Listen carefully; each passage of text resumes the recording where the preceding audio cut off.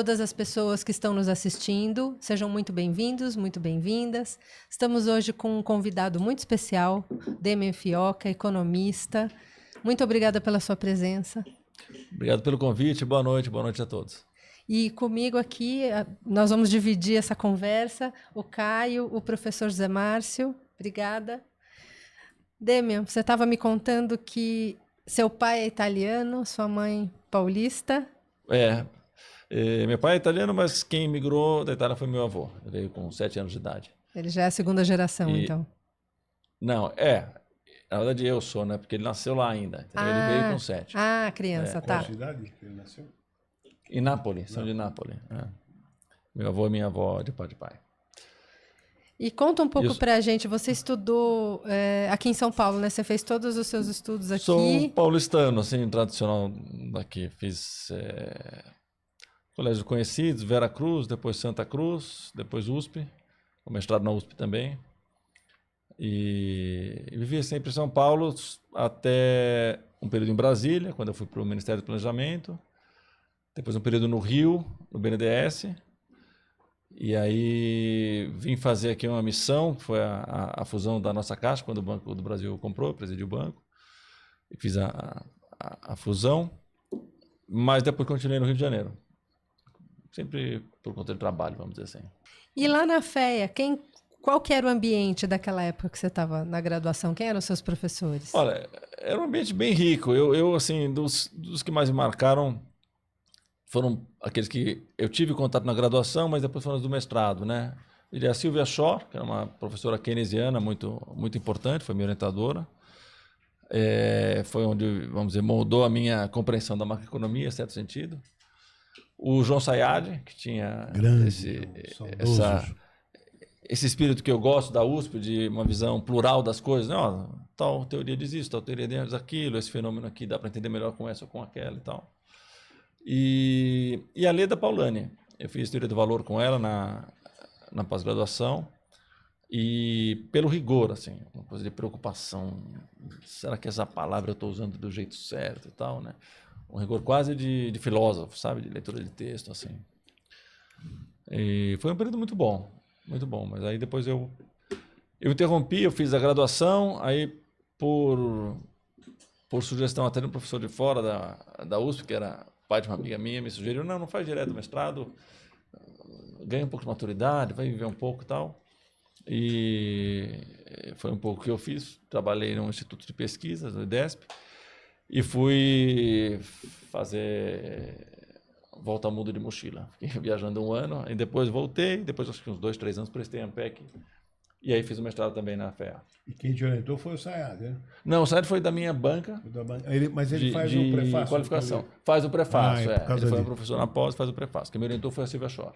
A oferta da moeda na macroeconomia keynesiana, seu livro, é resultado da sua dissertação de mestrado? É resultado da dissertação. Era uma época em que o mestrado tinha 3 anos, com mais 6 meses de prorrogação. E eu encontrei Fernando Gasparian por conta da Folha. Depois comentei no mestrado, falei, tenho interesse, me manda e tal. Aí trabalhei mais uns 6 meses. Então o livro não é bem uma dissertação, vamos dizer, são 4 anos de trabalho no livro. Hoje seria um doutorado, né? Sim. Não tem a necessidade da originalidade da tese como doutorado, mas é um trabalho, vamos dizer, é um mestrado gordo, vamos dizer assim. E o que você escreve nesse livro? Qual que é a contribuição? Olha, é uma longa história, mas basicamente o que eu analiso ali é como funciona a política monetária. Sim. Eu faço uma busca, vamos dizer assim, da genealogia de como funciona hoje nos textos do Keynes, uso a teoria geral e basicamente o Treatise on Money. Tem também outro artigo que acho que é The Ex-ante Rate of Interest, é um debate do Keynes depois da publicação da teoria geral.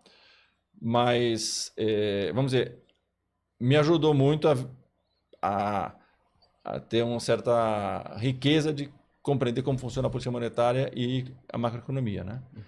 Mas o tema que eu mais estou com vontade de comentar hoje é sobre a situação atual da política monetária, que tem a ver com essa formação, mas não é ficar contando tanto do... Mas teve uma fase que eu acho muito interessante da gente explorar também, que foi o período que você ficou na Folha de São Paulo. Foi muito bom para mim. Eu eu escrevi editoriais, né? Editorialista. O editorialista é o sujeito que redige a opinião do jornal, mas não é o membro do conselho editorial. O conselho é para grandes discussões, grandes linhas, né? Sim. O editorialista escreve a opinião e o dono do jornal revê. Era o Frias pai, né? Pai. Otávio Pai. E foi muito rico, porque a gente escrevia sobre tudo. E muito jovem, eu fui com 25 anos, me tornei editorialista. Passei, acho que 4 anos lá na Folha. E foi uma experiência de vivência muito sênior, muito jovem. Às sextas-feiras, primeiro assim, meus colegas editoriais eram o Clóvis Rossi, o Celso Pinto, o Hélio, que era filosofia e tal. E sempre alguém que entendesse um pouco de direito, né? Formação jurídica.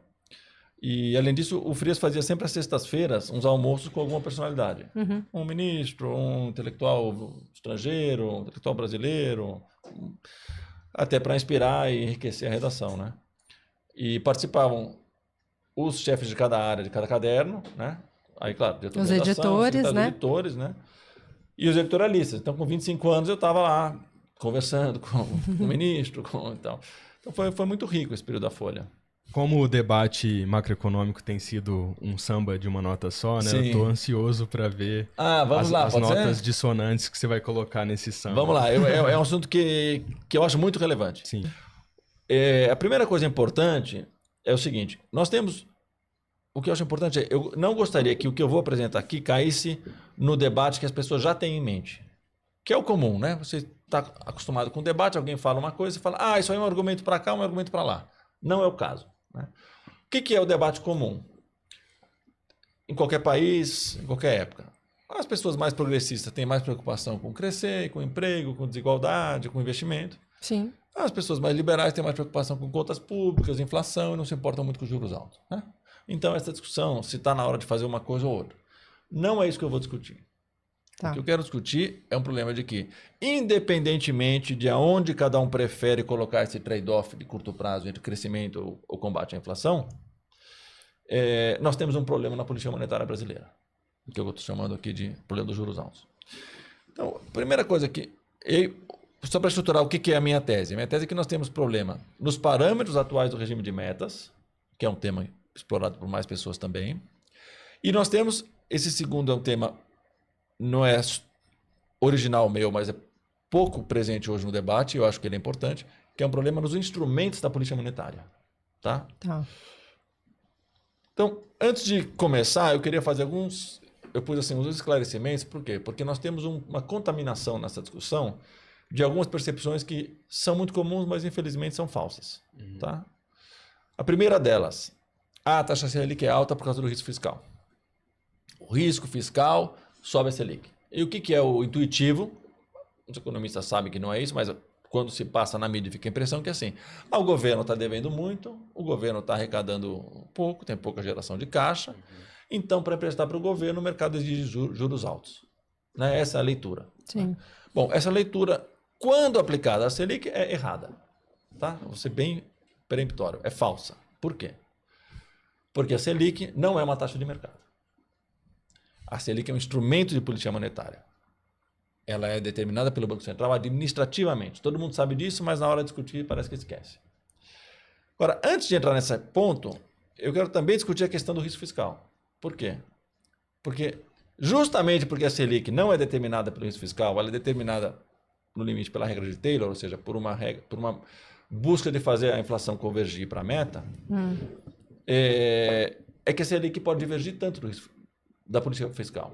Então, aqui eu dou 2 exemplos. A gente tem, de 2002 a 2000, isso é o que a gente chama de um contrafactual. Né? Você tem uma tese, a Selic é alta por causa do risco fiscal. Bom, vamos ver se a sua tese está certa. Deixa eu olhar na história. Quando a Selic foi alta, como é que estava a situação fiscal? Quando a Selic foi baixa, como é que estava a situação fiscal? Vamos ver se a sua tese passa no teste contrafactual. Então, de 2002 a 2013, nós tivemos uma política fiscal muito robusta.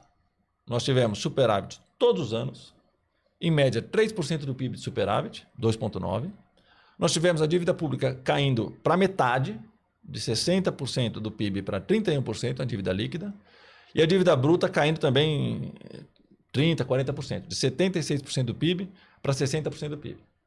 Sendo que a bruta ainda está meio superestimada, enfim, a bruta é assim mesmo, Porque aqui ainda tem 300 bilhões de reservas compradas, de dólares, que você não desconta da bruta. Né? Tá. Então, dá para discutir que nessa fase a política fiscal era robusta? Não dá, né? Dívida caindo, qualquer critério que você olhar, superávit todo ano alto, 3% do PIB e tal. Qual foi a Selic média em termos reais desse período? 6,9%. 7%, altíssima. Sim. Okay? Vamos pegar um outro período, de 2014 a 2020. São 7 anos. Também não estou falando de 2 trimestres, não. Déficit primário, todo ano. Todo ano de déficit. Nenhum superávit, nenhum equilíbrio, só déficit. Qual foi a média de déficit desse período? 2,6% do PIB. A dívida líquida dobrou. Foi de 31% do PIB em 13 para 61% em 2020. A dívida bruta aumentou 50%, mais de 50%. De 60% para 96%. Certo? Certo. Qual foi a Selic real média? 3,4%. Ou seja, no período em que a política fiscal estava horrível, vamos falar a verdade, horrível, a Selic foi mais baixa. E não foi um pouco mais baixa, foi metade da outra. No período em que a política fiscal estava excelente, a Selic foi o dobro real. Então, vamos afastar a ideia. Qual período você está falando aqui? Perdão, me perdi o período aqui.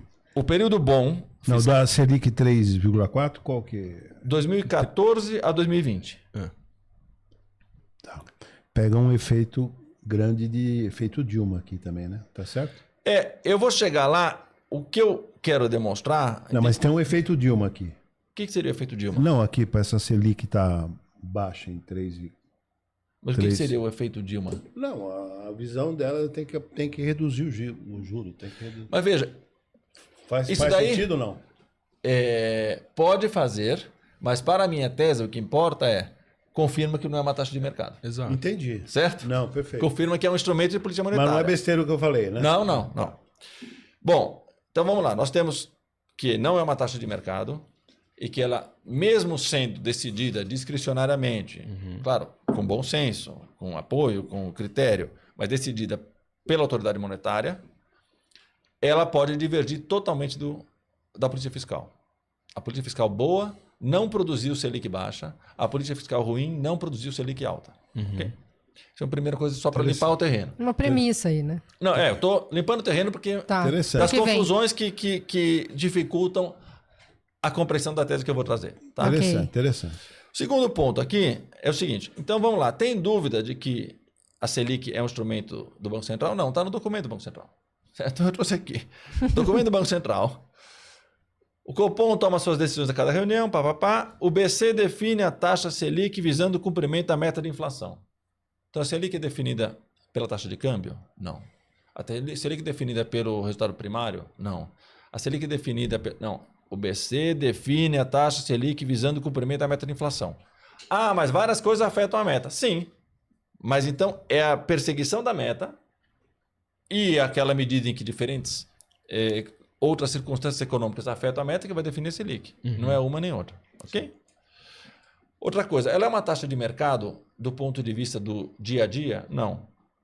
De novo, texto do Banco Central. Uma vez definida as taxas Selic, o Banco Central atua diariamente por meio de operações de mercado aberto, comprando e vendendo títulos públicos para manter a taxa de juros próxima ao valor definido na reunião.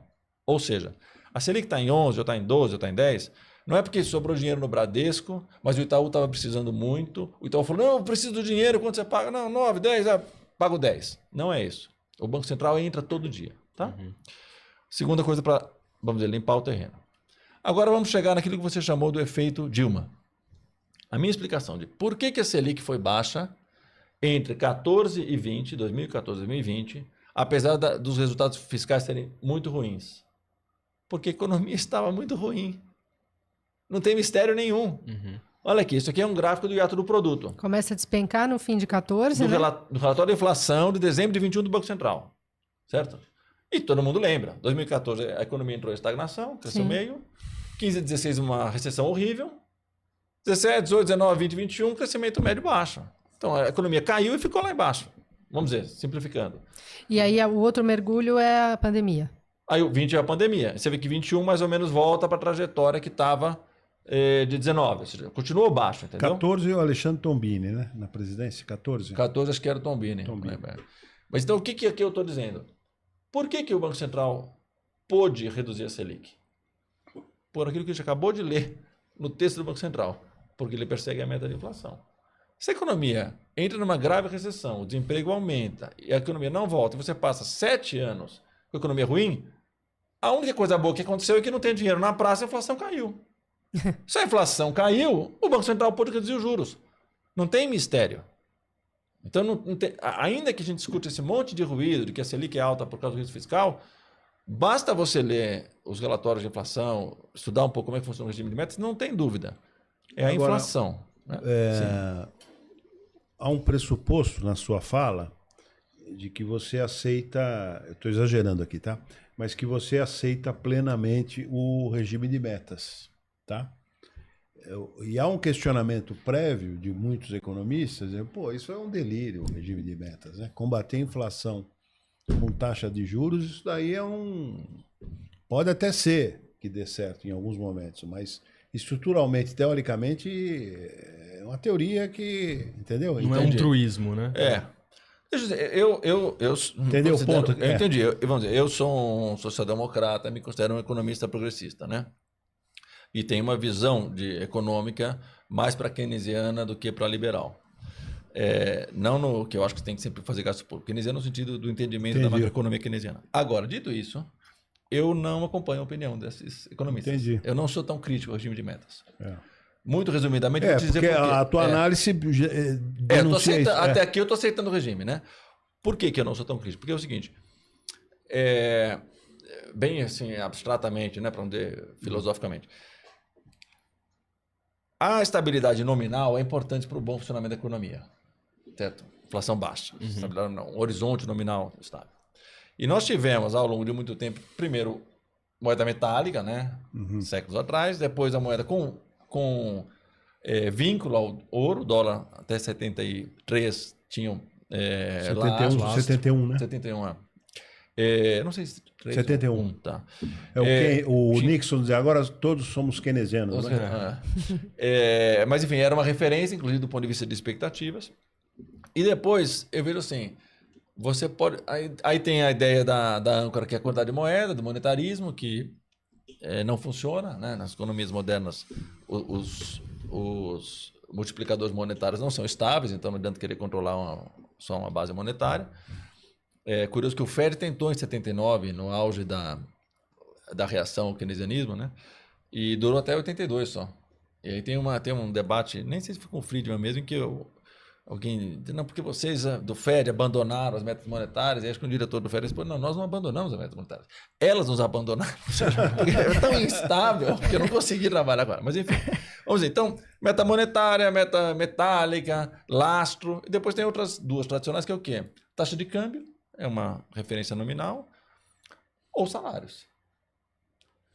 E aí, se você não quiser usar o salário como âncora, porque em geral isso aumenta a desigualdade, foi o que fez o regime militar, né? Sim. Segurou pelo salário, claro, a âncora sempre fica para baixo, né? Não quiser segurar o câmbio como salário, fez o Gustavo Franco, a gente quase quebrou de novo em 2002. A coisa da fórmula do salário foi coisa do nosso amigo Mário Henrique Simas. Você faz um pré-fixado do salário, a inflação cobre um pouco mais e o salário está ajudando a segurar. Então, se você não quer usar o câmbio, porque gera problema no balanço de pagamento. Você não quer usar salário porque piora a distribuição de renda. Você não tem mais lastro, você não tem moeda metálica, etc. Não funciona o monetarismo também, o monetarismo simples, vamos dizer. Tem uma meta de inflação, acho que é uma boa âncora cambial. Essa é a primeira coisa, porque eu não sou desfavorável ao regime. E a segunda coisa, que é o que eu vou mostrar, é porque eu acho que dá para ajustar os problemas que nós temos dentro do regime. Então vamos lá. Vamos lá. Antes disso, só te perguntar uma coisa. Você não concorda com os diagnósticos da MMT? Acha que... É uma discussão longa, mas é que eu acho assim, a MMT foi uma teoria válida, ou vamos dizer que válida não, que ganhou impulso quando as taxas de juros eram zero, e não apenas na reação imediata à crise, mas durante muitos anos, que aconteceu nos Estados Unidos. Sim. Aí, de fato, se a taxa de juros é zero, dá para você construir a ideia que você não tem um limite de endividamento, porque ele não custa nada, né? Se fosse no limite, já pensa bem abstratamente. Mas não ia ser sempre zero, tanto que não está mais, né? Então, eu acho que não. E muito menos para o Brasil, que tem juros altos, né? Tá? Bom, vamos lá. Aí, o que eu quero discutir é o seguinte. Primeiro, ainda na linha, vamos dizer, de limpar o terreno dos ruídos, é o seguinte. Vamos primeiro estabelecer se a gente tem ou não um problema com os juros. Por quê? Porque tem gente que diz que não tem problema. Não, o problema é o primário, o problema é fiscal, o problema é a credibilidade. Então, temos ou não temos um problema com juros? Então, o que eu peguei aqui? Eu peguei 10 países desenvolvidos que têm regime de meta de inflação. 11 países em desenvolvimento que têm regime de meta de inflação, dos quais 4 da América Latina, com regime de meta de inflação. Então, estamos aqui falando o seguinte, isso aqui é o quadro do que é ser normal, né? Uma média grande e tal. Ao longo de todo esse século XXI, de 2000 até 2023. Qual é a média de taxa de juros real? Certo? Período de crescimento, período de estagnação, crise, média. Estamos 23 anos, 24 anos, dá para considerar que não é um ciclo específico, né? E também em diferentes países. Qual é a média de taxa de juros real? Nos países desenvolvidos, 0,9%, ou seja, um pouquinho menos de 1%. Na América Latina, 1,6%. Nos países em desenvolvimento, 1,5%. Na média de todos esses 21 países, 1,2%. Juro real. A gente vai pegar o mesmo período para o Brasil. Qual é a média de juro real do Brasil? Teve todo tipo de período aqui, né? 2002 teve crise, 2000 teve problema energético, 2001 cresceu, não, um que teve energético, 2000 cresceu, todo tipo de governo, todo tipo de Banco Central e tal. Qual foi a média? 5,7%. Então nós estamos falando o seguinte, o Brasil, ele gasta, por assim dizer, em termos de juros reais, 300% a 400% do normal. Certo? Então, essa é outra coisa que eu quero estabelecer. Nós temos um problema. Na política monetária, certo? A gente já viu que não é o fiscal, porque o melhor período fiscal o juro foi ainda mais alto. O problema está na política monetária. Tem algo errado na nossa política monetária. Esse é o meu... Tô gostando da tua análise. Esse é o meu ponto, tá? Porque primeiro você tem que buscar o que é normal. O que acontece no Brasil? O Brasil, a gente tem aqui, em juros, a gente tem a boca torta pelo cachimbo, entendeu? Como o juro foi sempre alto, as pessoas acham que então é isso mesmo, mas não é para parecer isso, mas isso é um provincianismo. É o cara que só viveu sempre aqui, só pensou nisso e tal. Quem acompanha juros no mundo, política monetária no mundo, história econômica, inclusive, vamos dizer, central banking no mundo, bate o olho em juro real de 6% na América e fala, o que é isso? Entendeu? Então eu quis trazer isso. Não é normal. Vamos estabelecer. Então temos um problema. Está uma anomalia. Vamos dizer, uma anomalia, né? Estamos no campo do fenômeno, dos fatos. É uma anomalia. Aí, de novo, ainda no sentido de mais de afastar ruídos do que de achar que eu quero entrar no debate fiscal. Não é o que eu quero. Vamos olhar então qual foi o superávit primário desses países, certo? O Brasil tem juro muito alto. Alguém podia voltar à tese. Eu já demonstrei que, comparando o Brasil com o Brasil, que em geral é a melhor comparação, né? Você com você mesmo, não é verdade que o risco fiscal causa a Selic alta. Alguém pode dizer, mas entre os países é. Também não é. Qual é o resultado primário desses mesmos 10 países envolvidos, em média, ao longo de 23 anos? 1,2% do PIB. Qual é o resultado primário de 11 países em desenvolvimento? 0,9%. Quase igual, então de 1%. Qual é o resultado primário dos 4 países latino-americanos, todos esses com regime de meta de inflação? 1%. Quase igual aos... Quase igual, não muda muito. A média dos 21 países, não surpreendentemente, dá 1%. E o Brasil? O Brasil deve ter estourado as contas. Não, 0,9%. Ou seja, em termos de primário, a gente é normal. A gente é igual a qualquer outro país. Em termos de juros é que a gente não é. E não é que a gente assim é 20% a mais. A gente é 300% a mais. Então a gente tem um problema. Certo? Bom, aí... Lembra daquele primeiro ponto onde eu comecei? Eu vejo que para endereçar esse nosso problema nós temos duas coisas. Uma que são os parâmetros do regime de metas, que é o que eu vou entrar agora, e outra são os instrumentos da gestão monetária. Então, nos parâmetros, tem vários, né? Qual é o prazo para voltar à meta, qual é a banda, né? Mas eu vou me focar no principal, que é a meta central. Okay? Quando o Brasil... definiu a escada de ir reduzindo a meta de inflação de 4,5% para 3%, eu não sei se foi em 2017 ou 2019, bastante tempo atrás, a verdade é que não houve nenhum estudo técnico para dizer por que 3%. Não teve. Foi um pouco no cheiro. A União Europeia é 2%, os sei se o Chile ou a Colômbia já era 3, então a gente quer um pouco mais baixo, acho que 3 está de bom tamanho, a gente mais instável, 3 ou são 2. Foi no cheiro, vamos falar a verdade. Não tem um documento do Banco Central ao Conselho Monetário Nacional dizendo, não, essa teoria, tal, não tem. Bom, então eu fui atrás de quem tem, tá? Então, primeiro economista que trata disso é o Braulio Borges, que é o primo que eu estou citando aqui, num artigo junto com o Ricardo Barbosa, são do IBRE, da GV. E o Braulio é um economista que tem uma vantagem em relação a alguns de outros economistas, que é o seguinte, ele trabalha há 30 anos analisando a conjuntura econômica.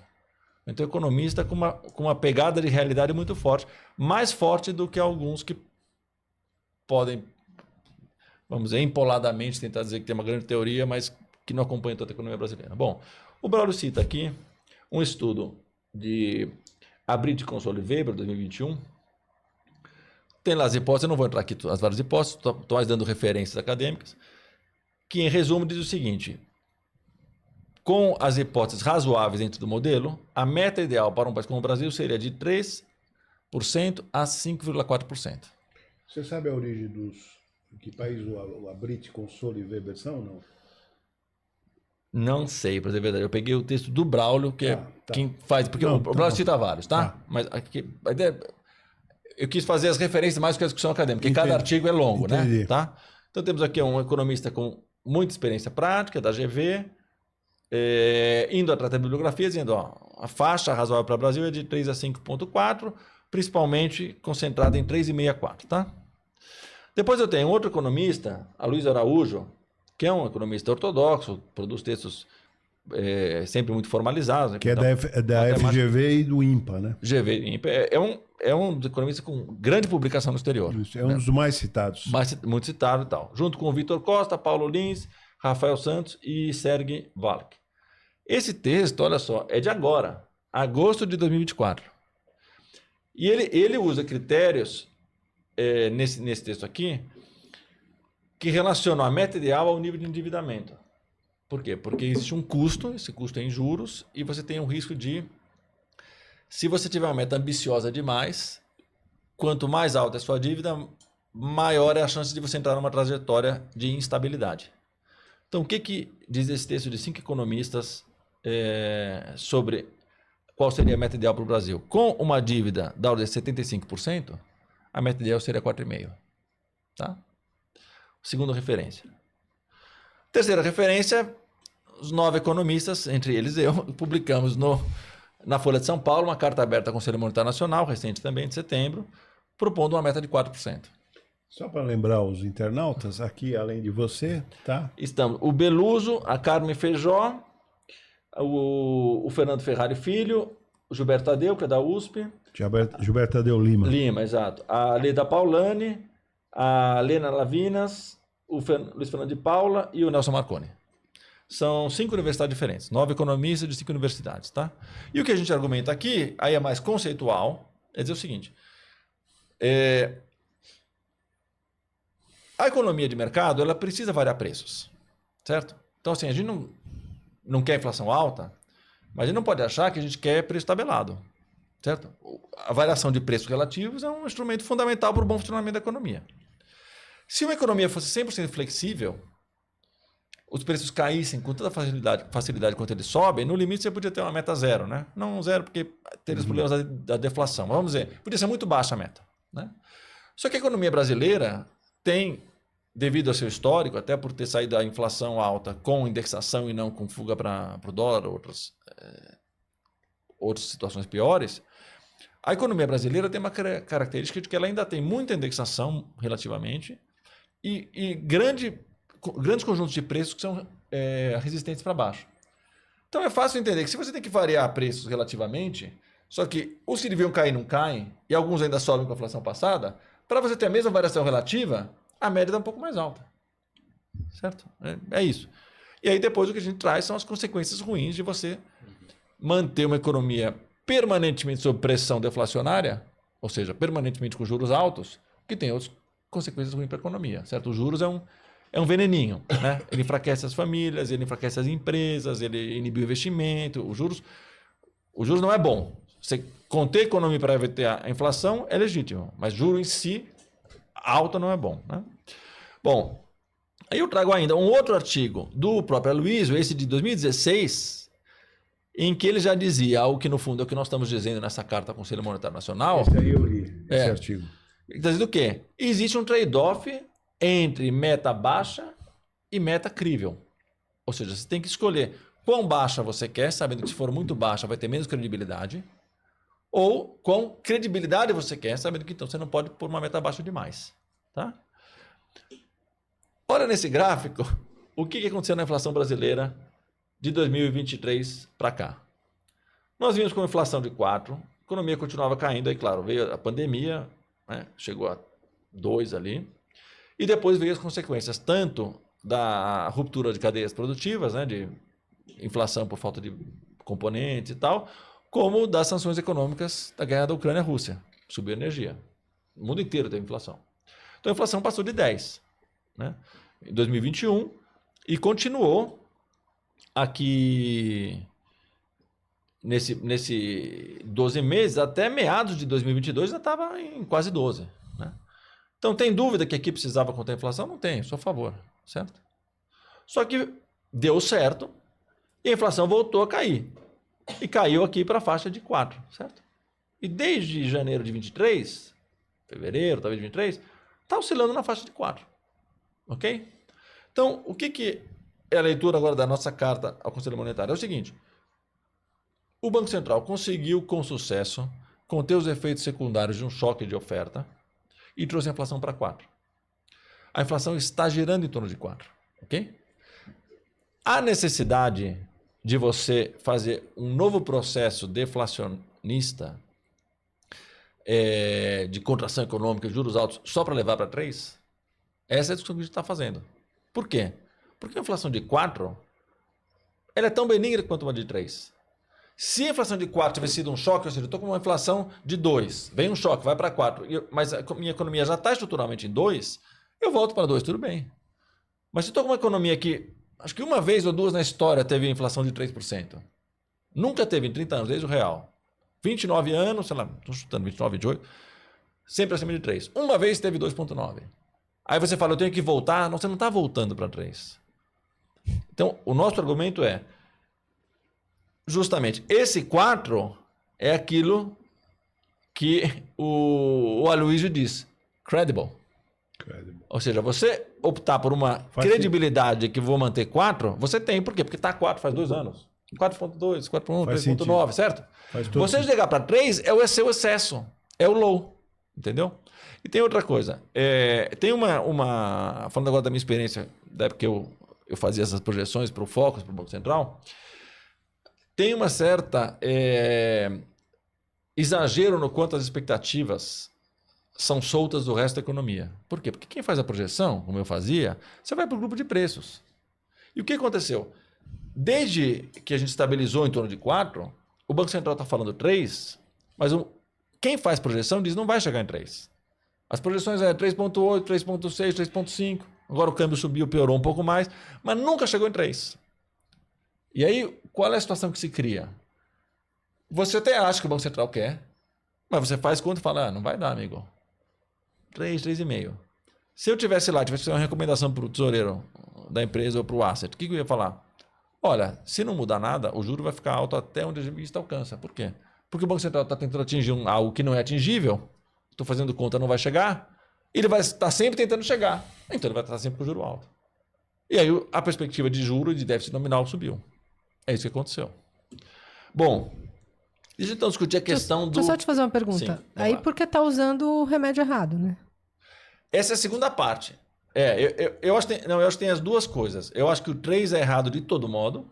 Tá. E além disso, eu acho que dá para usar não só a Selic. Ok. Tá? O 3 eu acho que ele é uma meta que se mostrou equivocada. Por quê? Por conta do grau de indexação e de rigidez nominal da economia.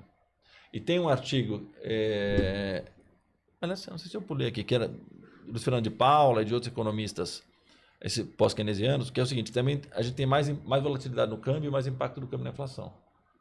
Então, a gente precisa um pouquinho mais de folga para a economia poder funcionar sem estar sempre sob pressão, entendeu? Então eu acho que o 4 é adequado, o 3 não. Tá. Mas tem uma funcionalidade os caras ficarem no 3. Qual seria? Não, tô te perguntando. Tem uma malandragem aqui dos caras ficarem no 3. Mesmo... Com a meta? Admitir... Entendeu? Vamos lá. Tem uma leitura... uma coisa, vamos dizer, diabólica aqui. Quer dizer, a tua análise está correta, blá, blá, blá, mas por que os caras têm aqui? Tem uma funcionalidade que não é explicitada. Mas vamos dizer assim. Aí eu suponho que você está entrando na questão dos interesses cientistas. Isso. Né? Então eu diria assim. Eu não vejo tanto conspiração quanto outros economistas progressistas ou críticos. Por quê? Porque eu acho que não é algo tão direto. A questão de formação de valores médios numa sociedade, vamos dizer, o espírito da época, se for nesse sentido, sim, o espírito da época sempre foi de, não, os juros tem que ser alto mesmo. Ok, concordo. Mas aqui eu acho que é algo que se mostrou equivocado mesmo, entendeu? Por quê? Porque eu não estou mas por que se mantém o equívoco? Isso que eu... Então, aí, assim, em termos do histórico, o que eu acho que aconteceu?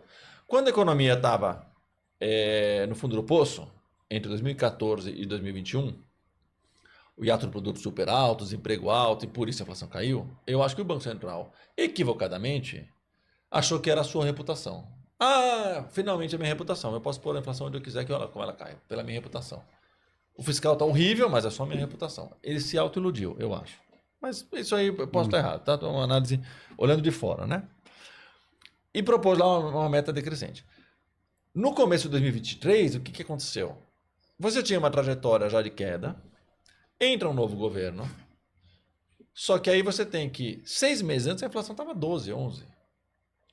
Então, para um novo governo dizer, não, agora eu vou subir, tem prós e contras. Eu entendo a opção por não mexer. Por quê? Porque não é que assim, não tinha nada indicado e do nada o mercado pressionou o governo para baixar para 3. Não, era uma trajetória que vinha de vários anos. Entendi. E tem uma outra questão que é o seguinte, a gente pensar a dinâmica das coisas. Eu já tive em reuniões, né, do Conselho Monetário Nacional.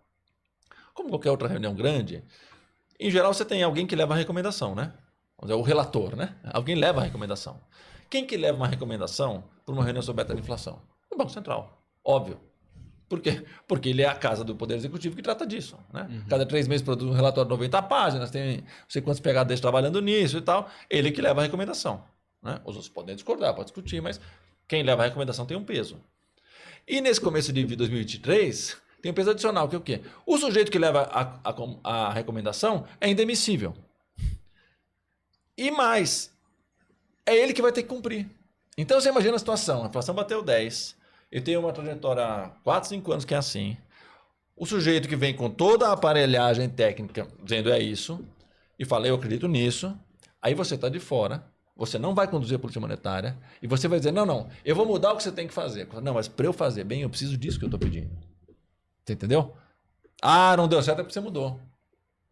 Então eu entendo ali. Eu que estou no volante. Eu estou no volante e vou continuar. E faço o trajeto que eu quiser. E eu estou dizendo que eu preciso de 3 de meta. Porque certamente, quando o Banco Central levou a recomendação para o Conselho Monetário, que estão fazendo aí planejamento no começo de 23, ele não disse, eu vou pôr essa meta, mas isso aqui vai estressar o mercado, porque a gente não vai conseguir chegar, o juro vai ficar alto para sempre, vamos ter estresse fiscal, vamos ter um problema com o primário. Isso é um sincericídio. Não é isso que... Eu acho que ele nem acreditava nisso, ok? Mas então vamos dizer o seguinte, vamos supor, todo mundo agiu tudo de boa fé. Lá atrás ele achou que a gente ia chegar em 3 de inflação com juro baixo, todo mundo agiu bem, tá? Tudo maravilha. Mas é o seguinte, passou 2 anos, ok? E 3% é o seguinte, 3% não é a estrutura do regime de metas, 3% é um parâmetro. E vamos falar a verdade, é um experimento. Esse é o nome certo de falar. 3% de inflação no Brasil em meta é um experimento. Nunca o Brasil girou em torno de 3%. Passou 2 anos de experimento e não deu certo. Mas se mexer agora vai ser o fim do mundo. Então esse meu slide aqui é esse. Não vai ser o fim do mundo se mexer agora. Tá? Que é o quê? Interessantíssimo. Qual é o argumento que a gente escuta quando por exemplo, nós publicamos a carta e, claro, muitos economistas discutiram o assunto, né? No fundo é um argumento, vamos persistir no erro, né? Porque eu não vi nenhum argumento dizendo Não, o Brasil chega fácil a 3%. Eu tenho aqui a projeção de não sei qual banco é 3%. Ninguém diz que chega em 3% fácil. Ninguém diz que chega em 3%. Já estamos 2 anos com juros altos para chegar em 3%. Ninguém diz que nem em 27% chega em 3%. Então, quando a gente está dizendo 3% é baixo demais, além de ter bibliografia robusta dizendo que, de fato, o ideal é em torno de 4, 4,5 por aí, a gente propôs 4, não tem ninguém dizendo tecnicamente por que é 3, tá? Primeira coisa. Não tem ninguém dizendo vai dar certo 3. Ninguém. Ok? Mas, mexer não. Aí eu acho que é um pouco de questão de postura. Quem tem um pouco de liderança, quem não tem. O cara que só quer seguir o que o colega dele fala no mercado, ele não vai falar, não vou mexer. Mas o cara que, ao encontrar um problema, pensa até o fim e fala, bom, mas tem que dar uma solução. Agora, só destacar para os nossos internautas aí, para nós aqui. Olha o que representa, Caio, para o país, em termos de valores, o que o professor Demian Fioca está destacando. Claro. Impressionante, né? Sim. Não, em termos de valores, chuta isso aqui para os nossos internautas. Não, dá para fazer. Olha, chutando, por alto.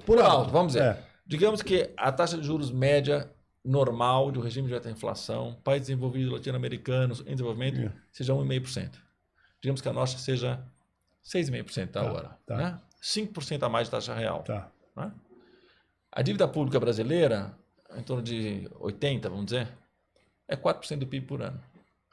O PIB é o quê? Uns 12 tri agora? Isso. Então, estamos falando de 120. É isso, né? 480 bi. 400 e nós estamos falando aqui, isso aqui que o professor Demian Fioca está destacando, representa 480 bilhões de déficit a mais, de gasto. De gasto para o Estado, o tamanho mas da nossa de anomalia. ganho para certas pessoas. É o tamanho da né? anomalia. De ganho para os rentistas, mas eu prefiro ficar na questão... É o tamanho do, é o tamanho do tumor. Do problema, exatamente. Sim. Tá? Bom, aí vamos agora discutir esse argumento. Não, tá bom. Meta de 4 seria melhor, mas agora já foi. Mas vamos lá, tem quimioterapia para um tumor desse tamanho? Tem, eu vou chegar. É o que ele vai propor. É o que você vai propor. É o que eu vou propor. É isso aí. É um novo tratamento. Mas primeiro, sobre... É um novo tratamento. É um novo tratamento, exato. Mas primeiro é o seguinte, eu acho que a gente tem que ajustar um pouco o objetivo, que está errado. Mostrou-se errado. Digamos, todo mundo fez tudo de boa fé, tá? Mostrou-se errado, passou 2 anos, mostrou-se errado. E depois temos que ajustar os instrumentos. Mas quanto a ajustar ou não o objetivo? Aqui tem um estudo que eu peguei, da revista de Economia Aplicada, lá da USP de Ribeirão Preto, em que esses 3 economistas estimam o impacto de cada fator na composição da inflação. Certo? O que influencia a inflação? Deixa eu fazer não resisto aqui. Nós tivemos aqui N episódios maravilhosos. Mas o episódio, até agora, mais útil para o país é o seu episódio. Obrigado, Zé Márcio. É verdade ou não? Sim. É verdade. Então vamos lá. Nesse estudo, eles põem por ano, eu que fiz aqui a média, tá? Nós temos que a inércia dos preços livres, vamos dizer, estável, né? Mais ou menos dá 50%. Ou seja, se a inflação está em 4%, 50% da próxima inflação tende a ser 4%. Os preços administrados, 16%. O câmbio aqui pouco, mas acho que é porque pegou um período de pouca volatilidade do câmbio. O que escapa da meta, 12%, enfim, mas o que interessa aqui é expectativas, 10%. E aí eu queria realmente contestar de maneira muito direta aqueles que dizem, não, se você mexer na meta de 3 para 4, a expectativa vai passar para muito mais e a expectativa vai fazer a inflação subir ainda mais. Então, em vez de ganhar a margem entre a inflação e a meta, você vai perder. Certo?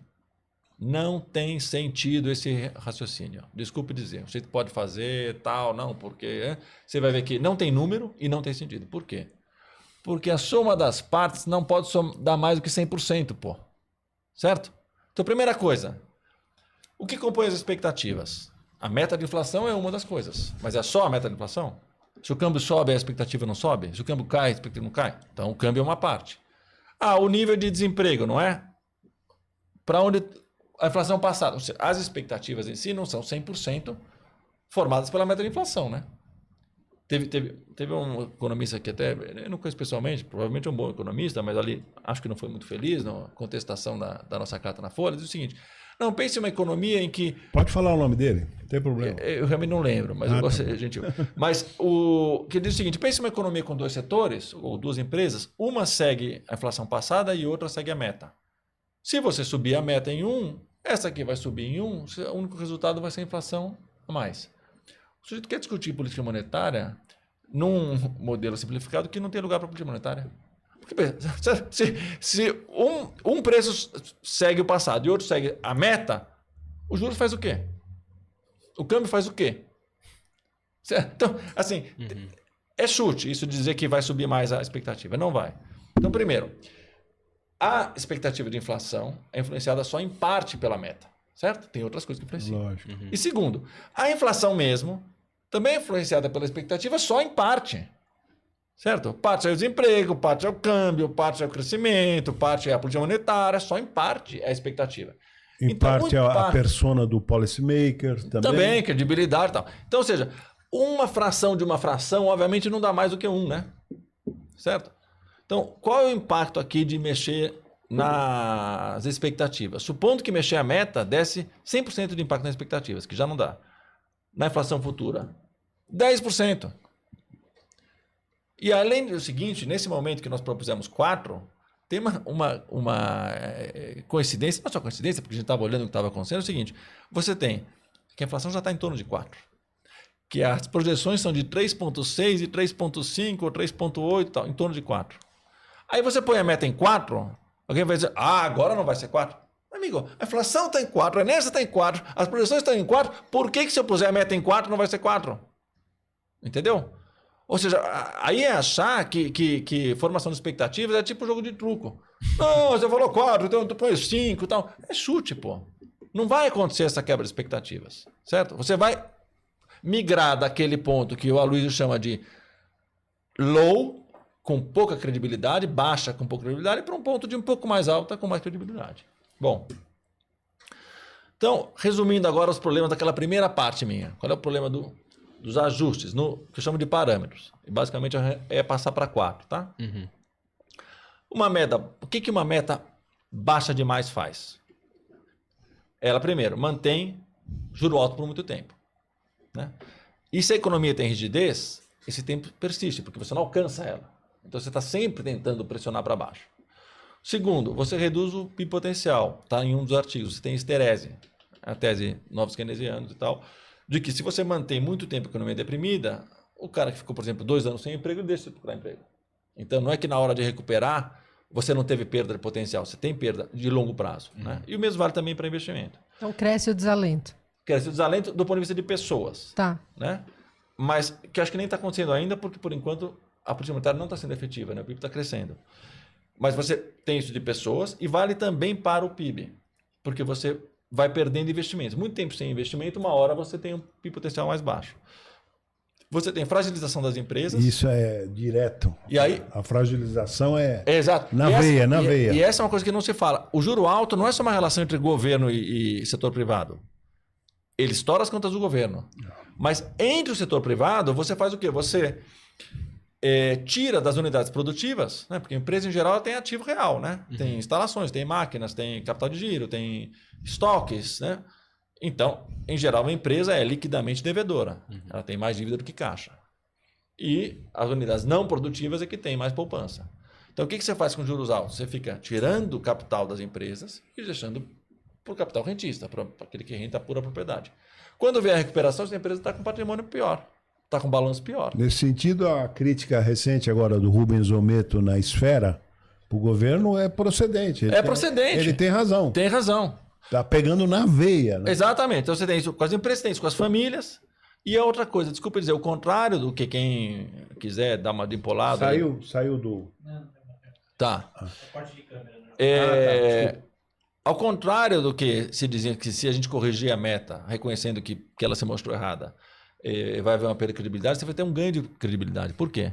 Porque o BC não vai conseguir fazer a inflação ficar em 3% na média nos próximos anos. E quando você promete algo e você não cumpre, isso é perda de credibilidade, isso não é ganho de credibilidade. Além disso, você tem uma trajetória inconsistente da dívida. E isso é interessante, porque a gente fica no Brasil discutindo só o primário. E, de novo, aqui, você vê que eu não concordo com todos os economistas de esquerda. Eu sou a favor de um primário mais forte, por conta do nosso custo de dívida. Eu não sou a favor agora de relaxar o primário. Okay? O problema é que não basta. Por quê? Veja só, a gente viu que no mundo, em regime de inflação, o juro real médio normal é 1,5%. Certo? Mas digamos que no Brasil a gente conseguisse levar para 3%, então é o dobro. Não é 6%, 3%. Com 3% de juro real sobre a dívida, se o PIB também cresce 3% em termos reais, a dívida fica estável. Com o primário zero. Sim. Então, isso é uma economia normal. Agora, com 6% real, uma dívida de 80%, a gente teria que ter 3% de primário de novo. E como que o Fernando Henrique fez? Isso é uma discussão que quando eu vi essa discussão do pressão sobre o Haddad e tal, que eu acho que está fazendo um excelente trabalho, de que ele está olhando isso, puxa daqui, pega dali, né? Ou seja, uma coisa de pente fino de gestão. Eu acho que é importante o pente fino de gestão, porque eu acho que existe desperdício no gasto público, tá? Não sou a favor de contração o tempo todo, mas acho bom fazer pente fino. Agora, eu me lembrei daquela vez, não sei se você lembra, Zé Márcio, primeira vez que começou o estresse sobre a dívida pública, ainda no período do primeiro governo Fernando Henrique, os juros estavam ainda mais altos, né, porque era para manter aquele câmbio apreciado, e o governo lançou um pacote de 51 medidas. Você lembra disso? 51 medidas. Tal, não sei o quê. Aí, essa aqui não anda bem, a outra melhorou isso, mas não dá resultado. O que deu resultado? Criou a CPMF. Você quer pôr 2% de primário, 3% de primário, você vai ter que ter um imposto novo. Até o Nizam, acho que foi o Nizam Guanais que brincou, né? 51, uma boa ideia, né? Era, exatamente, acho que fiz exatamente. O que resolveu foi a CPMF. Sim. Né? Então, como hoje você não tem condições de pôr 3% a mais de primário, certo? Estamos falando de 360 bi a mais, não dá para cortar isso. E o Congresso e também o mundo econômico resistem a impostos. Eu acho que tem bases tributárias que estão subaproveitadas. A gente vai ter uma trajetória inconsistente da dívida com esse nível de juros. Tá? Bom, e depois a gente tem o quê? A gente tem até um impacto que eu acho que pode estar sendo contrário ao desejado no deixa eu pôr câmbio. um pouco de política Vamos aí, lá, uma vamos lá. coisa que é o seguinte: o adversário do governo atual está inelegível. Então dá para fazer alguma coisa mais audaciosa sem afetar o processo sucessório. Então, eu estou querendo dizer, a Gleice não precisa ficar tão nervosa, entendeu? Teria espaço para... Ainda mais com esse episódio novo do provável e... Provável não, do explicitado golpe. Quer dizer, o cara não vai voltar. Não estou entrando no mérito que... Sim. O cara não vai voltar, tá certo? O Supremo não vai deixar. Então... Sabe, tem uma expressão na Argentina de que você fala um monte de coisas ruins, catastróficas, aí chega no final e fala, e você não sabe lo pior. Né? Em vez aqui, não, e você não sabe lo mejor. Lo mejor. A solução para isso é um ganha-ganha. É um ganha-ganha. Hagamos lo possível. É um ganha-ganha. Você vai ver, é um ganha-ganha. É diferente de quem diz, não, dá para esticar um pouco mais o primário, porque... Não, é um ganha-ganha, porque é um ganho fiscal também. Mas vamos lá. Agora eu vou entrar na segunda parte. Então, até aqui eu estava dizendo por que a gente tem que corrigir uma meta de inflação que se mostrou equivocada, tá? E não é nada demais, de 3 para 4. Aqui você está fazendo uma homenagem ao saudoso mestre. Isso, exatamente. Agora, a segunda parte é que eu acho que é a mais, vamos dizer, nova no debate atualmente, não que seja totalmente original, porque já existiu, felizmente, mas é que eu acho que está sendo empurrada com a barriga pelo Brasil há 30 anos. Nós estamos lançando aqui, divulgando, quem criou foi ele. Nós estamos lançando, isso vai ficar na história do pensamento econômico como a tese Fioca. Vamos ver. A tese Fioca. Vamos lá. Qual é a segunda parte? A primeira parte, para a gente sair de uma armadilha de juros excessivamente altos, é não ficar aqui tentando deflacionar a economia eternamente, porque eu prefiro 3 do que 4, certo? 4 é adequado. Base técnica é 4. Tal. Fala um pouquinho mais perto do seu. Mais perto do Certo. microfone. O ótimo é inimigo do bom, né? Não, na verdade, a minha tese é o 4 é o ótimo. Entendi. O 3 não é o ótimo. Entendi. O 3 foi um cheiro, foi uma vontade de achar que é mais próximo de 2. Porque na União Europeia é 2, entendeu? Mas o ótimo... Na tese Fioca, o 4. O 4 é o ótimo, tecnicamente falando. Estou falando de artigos de outras pessoas, tá? Tem um que eu também subscrevo, mas os outros são de outras pessoas. Agora, a segunda parte, o primeiro, a gente tira a necessidade de desinflacionar a economia quando ela não está sob risco inflacionário. Então, o 4 resolve isso. Mas, como a gente viu, mesmo quando a gente não está em regime desinflacionário, o juro no Brasil é extraordinariamente alto. A gente teve 12 anos de superávit primário todo ano, dívida em queda e juro alto. E por quê? Porque nós temos um problema nos instrumentos da política monetária. Essa discussão, eu entendo que ela é muito robusta, teoricamente, analiticamente e também do ponto de vista empírico, mas ela encontra uma dificuldade que é o pensamento médio, o pensamento convencional. Onde é que eu vou chegar? Nos regimes de meta de inflação, e mesmo quando a meta de inflação não é explícita, a prática internacional mais comum de atuação do Banco Central é por meio da taxa de juros de curto prazo, a taxa básica. Tá? É assim mesmo. Se nós não tivéssemos uma anomalia na substância do nosso exercício de política monetária com esse instrumento, eu não estaria propondo nada. Ou seja, se a gente estiver só discutindo se tem que frear um pouco mais a economia, acelerar um pouco mais a economia e tal, eu não estaria trazendo essa discussão. E outra coisa importante é, eu não estou trazendo essa discussão para dar mais um argumento para o time A ou para o time B. É hora de frear, é hora de acelerar, é hora de fazer mais primário, é hora de fazer menos primário. Não é isso, tá? O que eu estou dizendo é, nós temos um problema estrutural no instrumento da política monetária. Sim, ele é o mais usado no mundo, mas não, o Brasil nesse aspecto não é igual ao mundo, ok? Qual é o problema que tem aqui? Eu lembro sempre, desculpa te interromper, eu convidei o Guido, nós temos há 20 anos uma reunião dominical, uma pizza, que agora é virtual, inclusive o Haddad, desde o início, faz parte, o ministro Fernando Haddad. E eu convidei o Guido, né, antes da pandemia. E o Guido fez um excelente relato da gestão dele, etc e tal. Mas eu lembro que ficou como uma senha, né? Zé Márcio, fazer política econômica, sem a perna, só com a perna fiscal, porque ele não tinha... No caso dele, sim. Ele não tinha, tá certo? Que era o Meirelles, né? Que era o Meirelles. É impossível. Ficou com uma resenha de toda uma excelente explanação dele, ficou com uma resenha, né? E é fato isso, né? Quer dizer... Tem essas divisões nos governos, né? Talvez, Teria que, quer dizer, a política econômica, o policymaker tinha que ter na mão também a política monetária, né? A coordenação das duas é fundamental. Condição sine qua non, né? Então, esse modelo que a gente tem hoje de Banco Central independente... Teve vantagem, tem vantagem, mas tem problemas estruturais. Porque... Agora você, de novo, destoando um pouco do debate específico, esse problema do uso de instrumentos de política monetária, ninguém endereçou, tá? Para ser justo, o Tombini começou a endereçar. Esse ponto eu acho que é muito importante o que eu vou falar agora. Por quê? Porque é uma análise insuspeita para quem tenta reagir a qualquer proposta de política econômica na base de isso aqui é heterodoxo, isso aqui é ortodoxo, isso aqui é mais à esquerda, isso aqui é mais à direita. É uma análise insuspeita do Afonso Celso Pastore, professor da USP, ortodoxo, foi presidente do Banco Central no regime militar. Quase monetarista. Quase monetarista do passado, exatamente. Originalmente, vamos dizer, em algum tempo quase monetarista, né? Vamos dizer, é alguém que está à direita do Plano Real, certo? Está à direita do PSDB, ok? Tem nada de heterodoxo, o oposto do heterodoxo. Afonso Celso Pastore. O que ele escreve? Ele faz o diagnóstico que é basicamente o que eu estou dizendo que ainda é atual. Eu complementei num artigo, meu foi de jornal, foi no Valor, e depois tem mais um outro que traz um outro aspecto, mas é a base aqui. O que ele diz basicamente? Ele diz o seguinte: nós herdamos do período de inflação alta dos anos 80, a indexação, problemas de gestão do orçamento, vários problemas, muitos dos quais resolvidos com o Plano Real, mas um que não foi resolvido. Qual? A dívida indexada a juros do overnight.